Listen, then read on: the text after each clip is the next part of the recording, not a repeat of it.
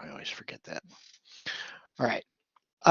So today we're going to be talking about communication tools, and specifically the communication tools that are built into Ultra. Now, as you probably know by now, we are migrating from the original Blackboard course view to what is the Ultra course view. This is because it is more mobile friendly. I mean, the original course view has been around for well over 10 years at this point. So honestly, it needed to update. And it, in an effort to make it more mobile friendly, because people are using mobile devices a lot more now than they were. They have changed a few things. It really is a brand new sort of interface. So just so you're aware of it, all courses do need to be taught in Ultra after basically starting in January of 24, because the end of life for original course view is going to be December 31st, 2023. So did I say 21st or 31st? I meant 31st if I said 21st. Anyway, after that, everything's going to be in Ultra. Right now, we're transitioning to this phase. Transitioning to this new Ultra course view. Have either of you had a chance to work with it at all?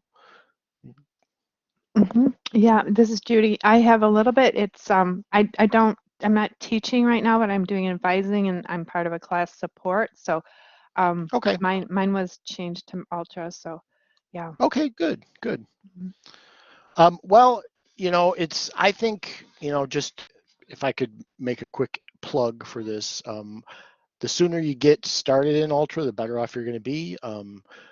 Like I said, you still have a ways to go before courses are supposed to be taught in Ultra, but you're going to be ahead of the game if you sort of at least start getting familiar with it and making plans to transition your content. But we have plenty of workshops on that kind of stuff. We will be offering again in the fall our Ultra Transition Academy. I don't know if you were familiar with that, but we ran that this summer. It's just a short 3-week sort of asynchronous course to get you started into the Ultra course view.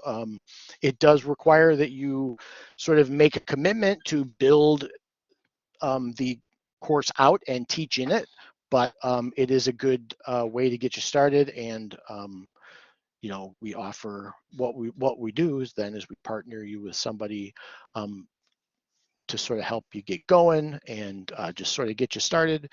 Like I said, it's only 3 weeks long, so it's not that much of a commitment, but it does sort of get the ball rolling. And at least over the summer, they offered a stipend. I think they're going to offer another stipend this fall. It's not much, but hey, it's better than nothing. But if you want to learn more about Ultra Course View, you can head to this address.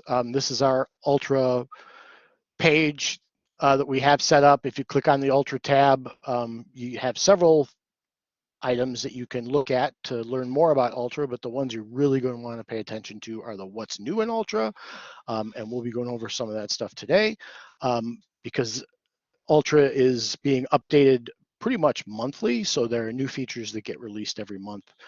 That's a good place to go find those. And then you have the feature guide, which if you're getting ready to transition to the Ultra course view, what that is a side-by-side comparison of both the original and the Ultra course view. And it can tell you which tools are available, which are being developed, and which have just sort of gone away. So that, that's very important information when you are getting ready to move from the original course view to the Ultra course view. But it's not as bad as it sounds. And hopefully if you plan well, the transition is a lot easier. But anyway, we're here to talk about communication tools. And today, I've kind of broken these into 2 different areas. This is not an official designation. It's just sort of the way I think about it. Over here, We'll talk about the institution page, the profile page, the activity stream, and the calendar, which I sort of call the passive communication tools. The reason I refer to them that way is because, you know, a user can decide how much they're going to interact with them. And I'll talk a little more about that later. And then on this side are what I call the more active tools like messaging, announcements, your Collaborate Ultra, which is conferencing, web conferencing, and some other ways you can communicate that are new to Ultra, like class conversations. So we'll get more into that as we go along. So before I get started, any questions? No, thanks for the overview of where to start. Yep, no questions. All right, cool. Well, I'm going to try, we'll see if this works. I'm going to attempt to, excuse me, I'm going to attempt to demonstrate some of this stuff live. If that doesn't work, I can move back to the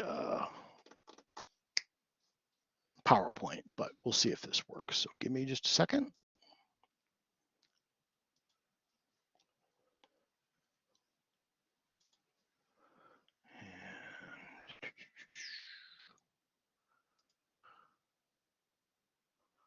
Okay.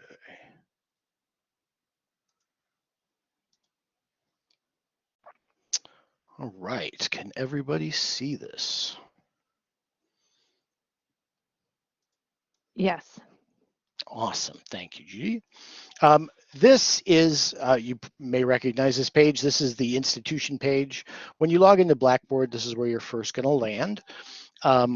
And this is, like I say, this is sort of where you're going to go to get those big high level, like institution wide announcements, right? Right up here at the top, you know, where this orange and white bar is.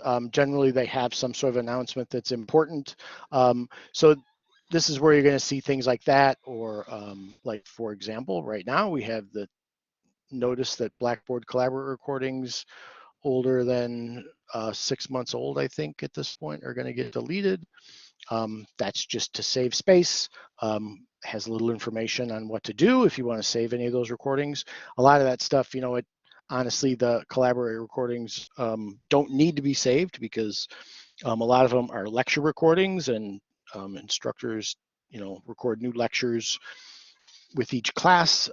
So it's nice to have them in your course while for students to go back and review during, you know, when the course is running. But after the course is concluded, then generally those get no views, and since they take up a lot of space, and we have to pay for the space, we need to delete unused recordings. If you want to keep them, you can put them in Kaltura or put them in the OneDrive. But the stuff you see on this page is going to vary depending on your role here at the institution. So students are going to see different things from instructors, from staff members.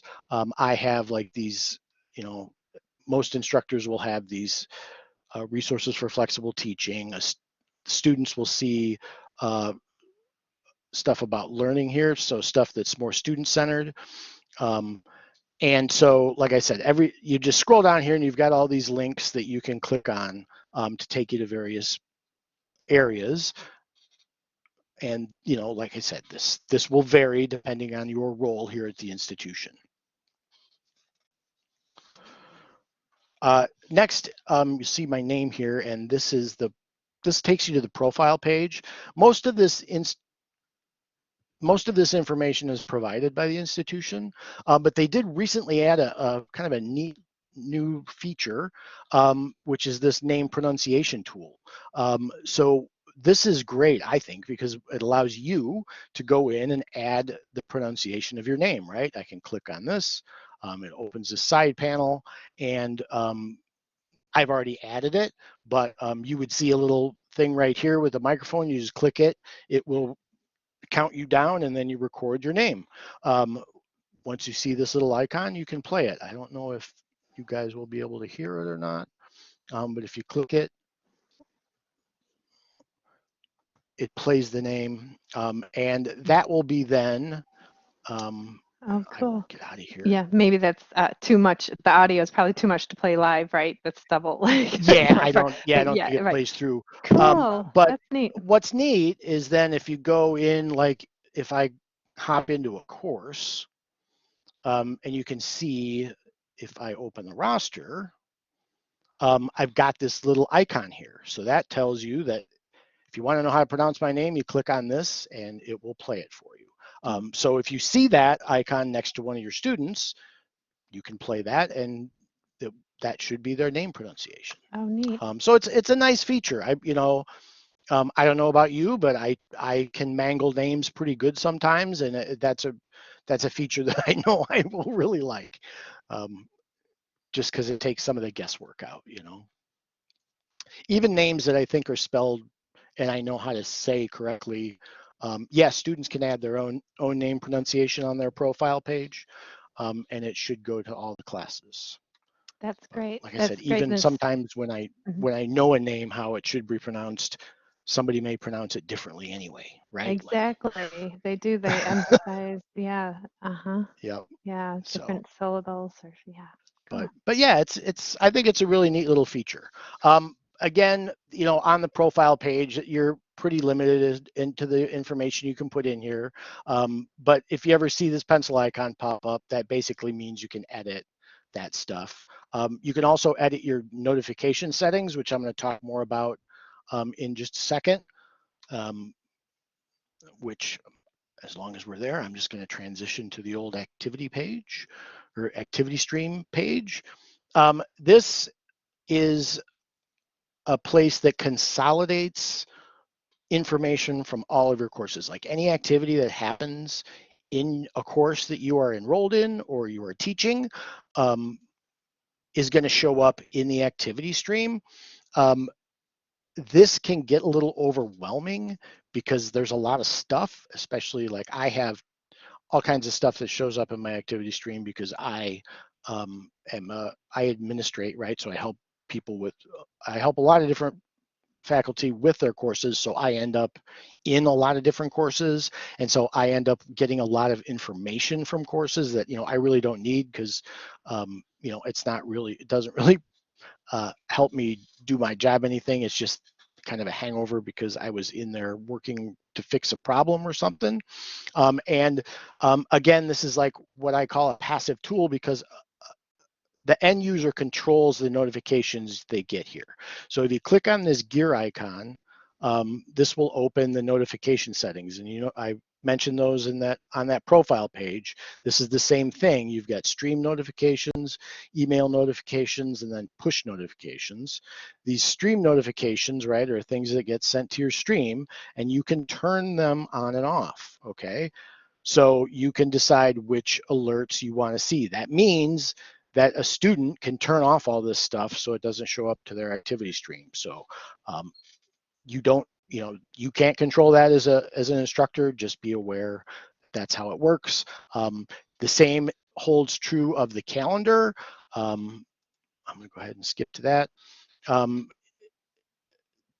on the calendar, right, you can add things to this is sort of the universal calendar, right? Because you're on the base navigation. So it will consolidate stuff from all of your courses. And you can switch from day to month. And you can also switch from a schedule to a due date version, which just shows due dates. Um, Sorry, but Mike. again, oh, yeah, I'm sorry. Sorry, Go ahead. You had a question? sorry, Michael. I just does this push out to all students, or is it something that you control, like students would control for their own Yep. preference? Yep. Yep. Okay, got Yes, it. you're getting ahead Thanks. of me. But Okay. this is something that students can Sorry. control. Again, nope, no, not a problem. If you come in here, you see I've got, again, because I have all these different courses that I'm either part of or associated with, I have all these different calendars.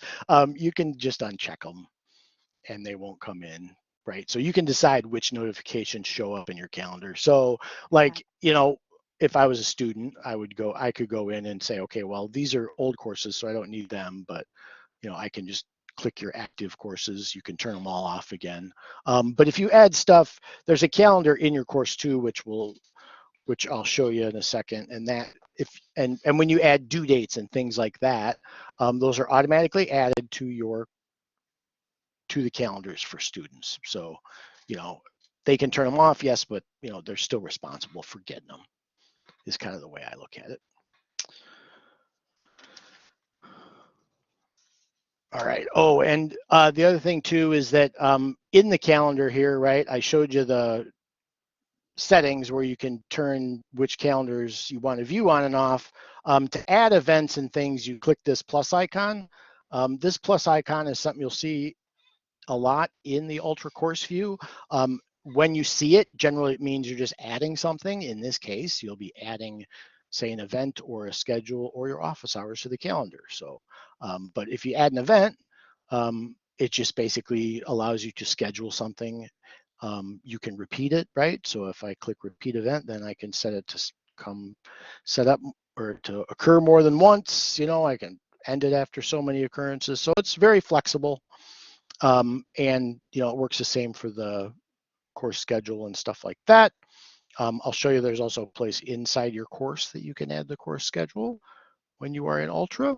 But all right, so next on sort of this, and I hope I'm not moving too fast for you guys. I will pause for a second just to see if there are any other questions.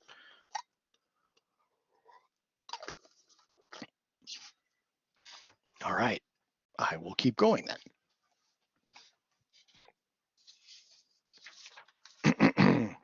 Okay, next is this messages page or messages tab. Okay, now before I click on it, I want you to notice that currently, right, there's a little bubble here with a number in it.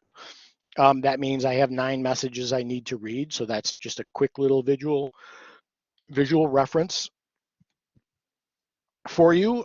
When you click on the messages tab, again, because we're on this, what we call this base navigation menu, this is something that's global, right? So it's going to consolidate messages from all of your courses, whether you're teaching them or whether you're taking them. And you will see if you have messages, and I'm sure I've got some somewhere, but I'm going to have to scroll down to find them. Yeah, you can see I've got them down here, right? It will show you on the course tile if you've got unread messages, okay? You can easily click on this and that will take you right into the messaging for the course. Again, you see this plus icon, so you can send messages. Now, understand that the messaging, while it consolidates messages for all of your courses, you can't send messages to more than one course, right? So, because the message tool in Ultra is completely self-contained in Blackboard, although you can send email copies, but it's designed to be an internal messaging thing. So if you click this plus, it will open the messages window, and here you can type, but it's still just for this class, right?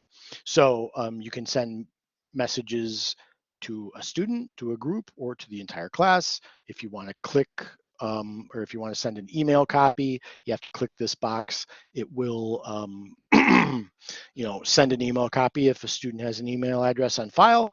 And also keep in mind that it does have this rich text editor that you can use to actually add images and other media files, videos, things like that. So it doesn't have to be just a plain old text message. You can put in fancy stuff too. All right.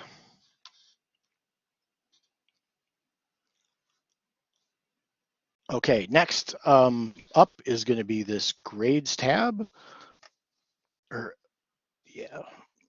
Again, we're on this sort of universal or the base navigation page. It consolidates grades from all of your courses.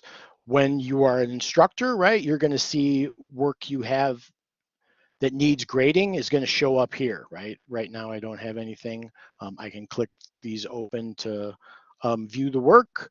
If I come down here, you can see that this is some new work. It has grades that needed to be posted. That's another change in Ultra, is that When you're grading, you can kind of grade along, and grades don't post until you post them. You can either schedule them to post at a certain date or schedule them to post, say, when all the work is turned in, but it won't go out to students until you have posted the grades, which allows you then to sort of grade as stuff comes in. You don't sort of have to hold on and wait, or, kind of do any of that other stuff. You can, it'll just sit there until you post the grades. From the student side, right, they will see their grades on this page, and they can access the grading, the assessment stuff, the feedback, that stuff from here, also inside the course, which we'll talk about in a second.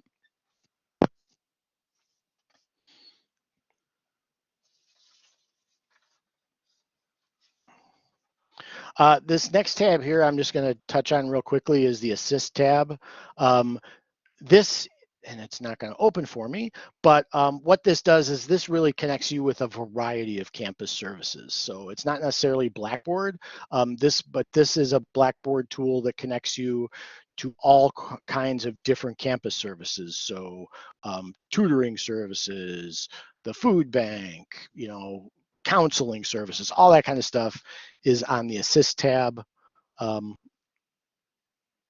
And that's about it for the communication on this page, or on the base navigation page, right? What I want to do now is talk about some of the other communication tools, and they're all located inside the course. So I'm going to actually open a course here.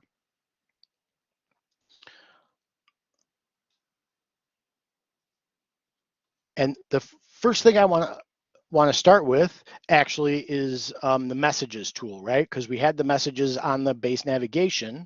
There's also this messages tab up here at the top of on the navigation bar. And if you click that, that opens the messages page in your course. Again, see this plus icon? If you click that, that's how you're going to compose, send your messages.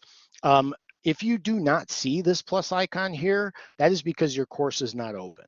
So if your course is closed, not available to students, you're not allowed to send messages. So if that's what happened, or if you don't see that plus icon, that's why.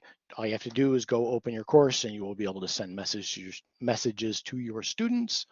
And you as an instructor can open your course ahead of time if that's what you want to do, but that is of course entirely up to you. But again, remember that this is a tool that's designed to be used within Blackboard. So you can send email copies, but really it's sort of this, if you click on that base navigation messages page, you'll see if you have new messages you need to read, and you can click on that. That will bring you right into the course. Or if you're in the course, you can just click into the messages tab and see if you have new messages. In this course, I don't have anything at the moment. Okay. Now, I want to talk to you about one of my favorite new features in Blackboard, and that's the announcement tool. They did have, they had an announcements tool in original, but they've sort of revamped it, and I think it's much more effective. They have added this pop-up window, which is the feature I really like about the announcements tool. And what the pop-up window is essentially, if you have posted a new announcement in your course, when a student enters that course, if like, how do I want to say this? Okay, let's say a student has not entered your course or has not opened the course since that announcement was posted. The first time they open the course after that announcement has posted, whether you post it manually or schedule it to go out, they will have to click through a pop-up window before they are allowed to get into the course. Now, does that mean they're going to read the announcement? Not necessarily, because I can certainly easily envision a scenario where a student is turning in a assignment just a couple of minutes before the due date expires, so they are not going to take the time to read that announcement. But if they come to the announcements under details and action and then click on it, it open the announcements page, and they will see all of their announcements there. You, as the instructor, have the ability to create and send them out. Again, you do this by clicking the plus icon. Now, announcements are, they're similar to messages, but a little different. Like I said, they do have that pop-up. You can also send an email copy, and the biggest difference, right, is the ability to schedule your announcements ahead of time. So if you click this box, it will open your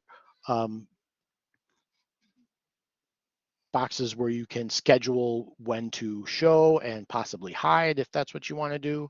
All of these announcements, all you have to do once they're scheduled, they will go out at their scheduled time. So you don't really have to worry about them. It's nice, right? Scheduling announcements is nice for things like tests or course meetings or special events in course. Like you could say, hey, don't forget, tomorrow is the meeting of the study group for the final or whatever. So you can schedule those all ahead of time, which is helpful.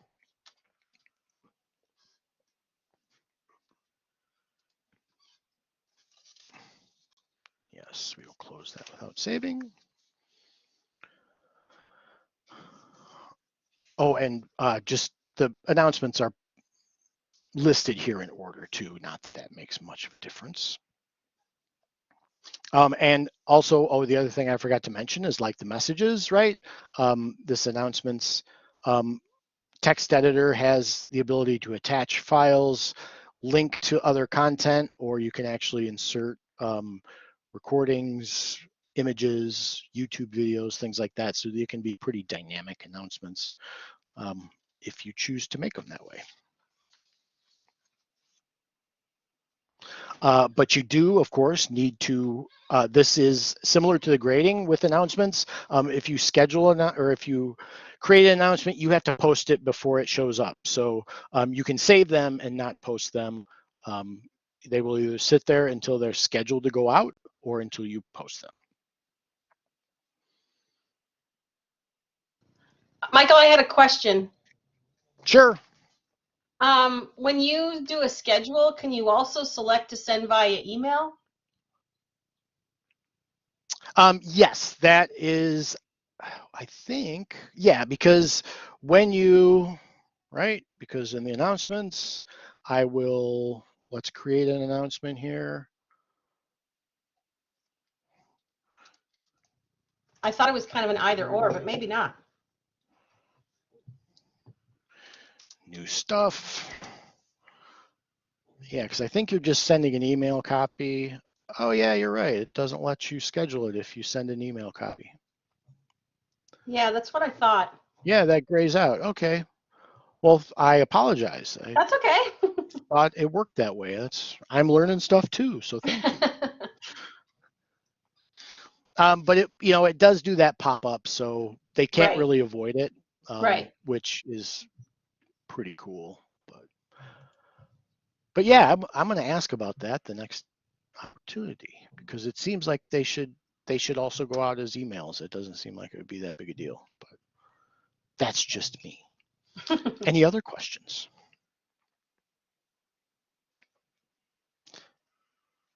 All right. Next next thing we're going to talk about is Blackboard Collaborate. This is the Blackboard web conferencing tool. It's built into Collaborate or it's built into Ultra, I'm sorry. This Blackboard Collaborate that's like a whole different sort of tool. So the Blackboard Collaborate you use in Blackboard Original Course View is the same one you're going to be using in Ultra. You just get to it a little differently. It's here on this Details and Actions menu. But if you click the three dots, you'll have this menu that shows up that if you click Manage All Sessions, that'll take you to that area that allows you to schedule different Collaborate sessions. You can create recurring sessions. You can get to your recordings. You can turn off your course room if you want. So that's all done there. and this is the same place students will go to join sessions. So it's the same for both of you, right? You go here to create them and join them. They will just click on this to join each session.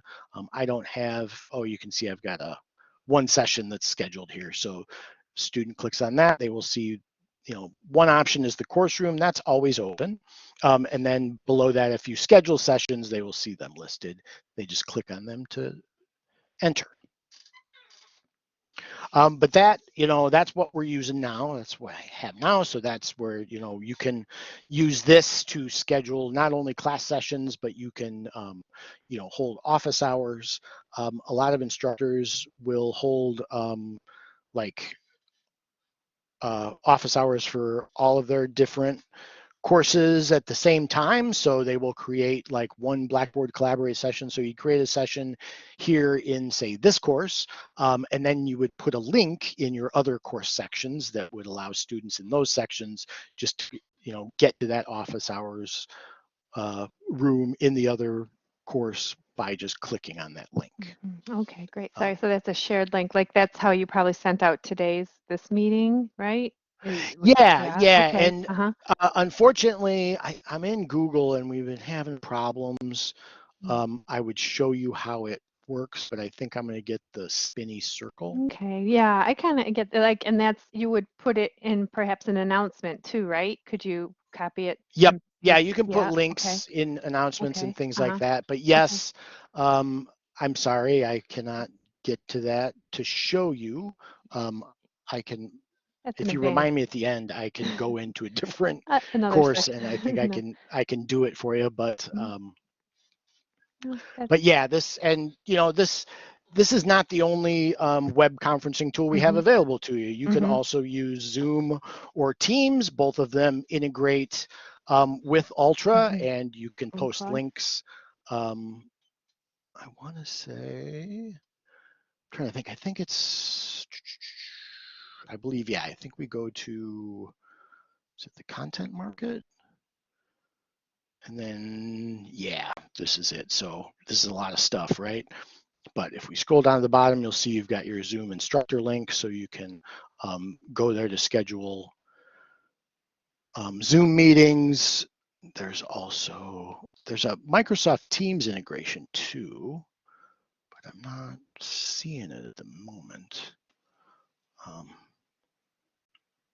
But again, all you really have to do is create the session, copy the link, and then you can post it in your course simply by going to create and then using the link function, right? You'll name the link, call it, say, office hours, right?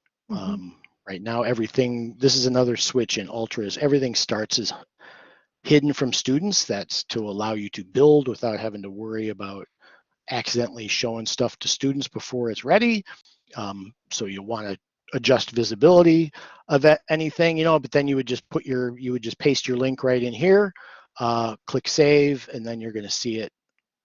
It'll just be here as a link they can click on to get to that, and you can link to all sorts of stuff, right? It doesn't have to be just a collaborate session or a team session. You can link to other web pages and things like that. So I know that's not strictly a communication tool. I'm getting a little off track, but as you're thinking about building out your Ultra course, that's another way you can put in links to other pieces of content. But I digress.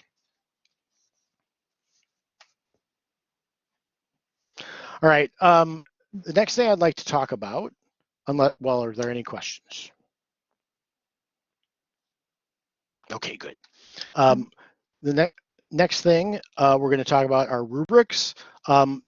Now, calling them a communication tool is, you may agree or disagree with that. I like to think of it as a communication tool because a rubric is communicating, right, what your expectations for an assessment. You select the levels of performance and select the criteria you're going to evaluate, and you can put those examples, and you put descriptors in. And I I'm a big fan of the rubric. I think it's very helpful for students because it allows them to, understand assignments more fully, concentrate on what's being assessed instead of things that might not be being assessed. And it also, for you, it sets out very clear expectations, and it provides you with sort of a way to sort of stay consistent in your grading, right? Because, we've all done that, right? Where you grade papers one day and then come back a couple of days later and you're grading them again, but maybe you're easier or harder on the students because your mood is better or worse. A rubric helps you sort of keep everything consistent, right? Um, there are a couple of ways to create rubrics in your course. The first one is when you create an assignment. So if I come here again and I click create, again, using that great plus icon, if I create an assignment, and you'll see I would build my assignment in here. But if I want to add a rubric, I'm going to click on this settings icon and scroll down. And you can see I have this use a grading rubric, right? I can add a grading rubric. Now, if I click on this, right, if I have any already existing rubrics, they're listed here for me, and I can just click this to add them, or I can create a new rubric by clicking create new rubric, which is supposed to open my rubric creation tool, but there we go. And you start with just this basic 4x4. You can add and subtract things. You can take categories away by clicking the trash can. You can edit them by clicking the pencil icon. You can add more criterias or performance factors by hovering over the middle and clicking that plus icon, right? To add another one, it automatically adjusts things for you. And you just type in here, you click on this pencil icon to add a description, right? Rubrics in Ultra, I think you can go up to a 15 by 15 grid. Not that you would need that much. I think it's better personally to just focus on a few, 4 or 5 maybe performance factors. But that's entirely up to you. And you can use percentage range, points, or points range in the creation of your rubric. Okay, I'm just going to cancel that out. There is another way. Let's discard those. Another way to create rubrics, and this is nice, because you can add them or you can create them actually in the gradebook. So if I open the gradebook and I again click on this gear icon, this opens my gradebook settings. And if I scroll down to the bottom, you'll see not only do I have, this is where I would add grade categories, which is a whole different workshop, but down near the bottom, this is where I go to add rubrics, right? So you can create your rubrics ahead of time and add them to more than one assignment. Let's say, like for example, this discussion board rubric, I would add that every time I created a discussion board, right? Because I would have a common rubric that they would use to, to base their discussion posts on. So you can post that more than once. And so you can create your rubrics ahead of time in your gradebook and then just add them to your assignments as you create the assignments. But just a couple of different ways to do it. Another thing I want to point out about the rubrics, and we'll see if this is going to open for me. Oh, it's not. Yeah. If when you're going to, let me see if I've got, I don't know if I have something with a rubric in it or not.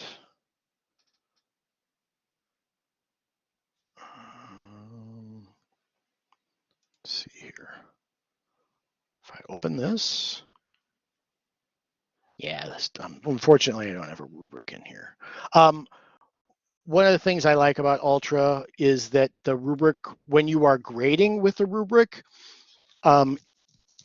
each of the criteria you can give feedback on in each criteria area. So if one of your grading criteria is, say, grammar, right, you can give feedback specifically on the grammar criteria. If you have another one that's, say, resources, you can give feedback specifically for that performance criteria, in addition to sort of that general overall feedback. Okay, so you can actually, in the rubric, when you're assigning points or percentages, you can give feedback right there in the rubric too that's specific for the student, which is also a nice feature.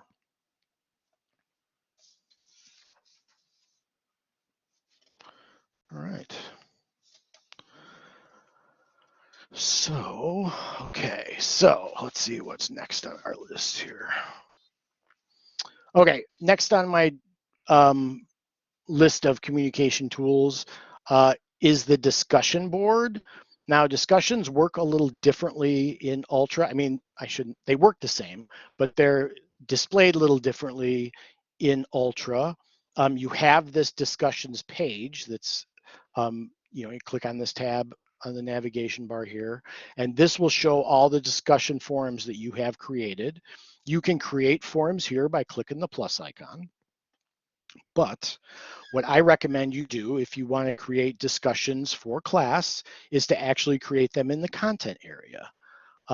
You do that again by scrolling to where you want the discussion to be. You'll click the plus icon, click create, and then down here under participation engagement, I can select discussion. And this creates my new discussion, which we will date just 6/14. Just so we know it's there, and just put in some stuff here so we have something to talk about, and I'm going to click save. Okay, so now if I go back, you will see here is this discussion, and it's hidden from students right now because that's what it defaults to. But if you'll notice, it's right here where I put it, and then also if I go to my discussions page, you will see that this discussion is also here. So if you add them in the content area, they will automatically be added to your discussion area. So that's why I recommend, if you want them to be for students in the content area, just start by creating them there. Another feature that, let's see if I've got it in a different course. Is the class conversation, and shoot, I'm not seeing it right here. All right. And this is a feature it's like a discussion board, but it's specifically tied to an assignment. So let's say I've got this extra credit assignment here, right? I'm going to go in and edit that. Okay, and here it is. I've got my settings, and if I open those,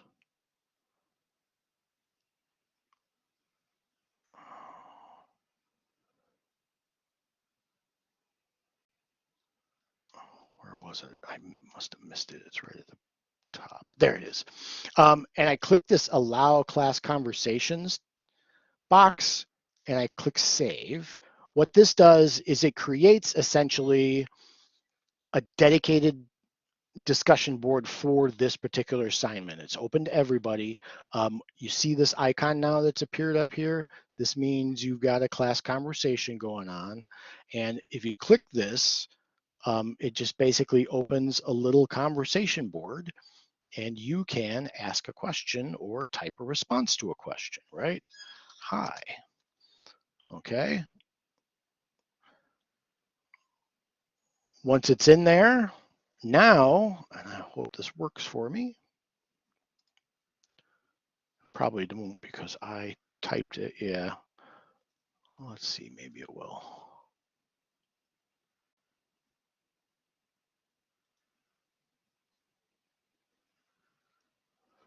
Yeah, oh, hey, you can see the announcement pop up.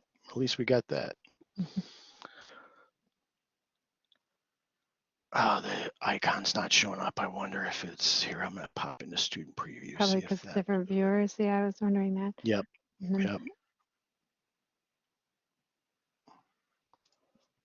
Yeah, there you go. So now you see when you have this class conversation enabled, when somebody asks something or types in the conversation and posts a comment, you will have this little icon. Okay.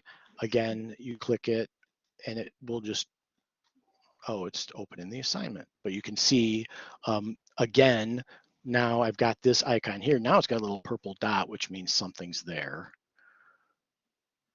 And that takes in, this is the student view of my instructor side. So, but it's basically it's focused on the assignment. So, it's just, I mean, some people like this, some people don't. Some people like to have just a general discussion board for any questions students may have, just to go into one big discussion board. This tends, this is more focused on each class, or each assessment. So it's a little more specific that way. What I like about it is it sort of prompts you. Yep, I believe it can. If you enable class conversations, you essentially are creating a discussion board for people to use to discuss your assignment. Everybody has access to it. You do, the students do, so everybody can sort of be part of the conversation, if that makes sense. And it's nice because it does have you that little icon that shows you, hey, somebody said something. It's not like when you have just a general overall discussion for, questions about class. You have to go in there to check what, to see what people are saying, what they might be talking about. But, like I said, it's really more of a personal preference, I think. But it's another way you can communicate with students. And and again, just like all the other text editors, you can add files, links to other web pages and different types of media. Finally, since we're kind of running out of time here, I want to talk about the journal. This again, this is more of an individual conversation between you and the student, right? So if you create a journal assignment, and this, basically it's a sort of a little space for you to write back and forth with students, right? A lot of instructors like to use it sort of like for weekly reflection, right? So students, once a week, they go into their journal and they write, a couple of paragraphs about what they took from this week's content or something like that. It's up to you. They can be graded or ungraded. But one thing I will warn you about, if you do create a graded journal, like if you want to set up a journal that is that students will submit every week, but like say it's, say they get 50 points for the entire journal over the course of the semester, but it's 10 different entries worth 5 points each. If you set that up, you either have to set that up as 5 different 10 different journals worth 5 points each, or one journal worth the 50. If you do that, it's a little goofy, because that means you just sort of have to keep track of the points yourself. So like you just add 5 points per week. So it's something that we've asked them about. I think it's a little clunky at the moment, but this is really another way. You don't have to grade it either. It can just be sort of a reflection space where students can go in and just write what they're feeling, what they're learning, and sort of a way for you to communicate with them that way.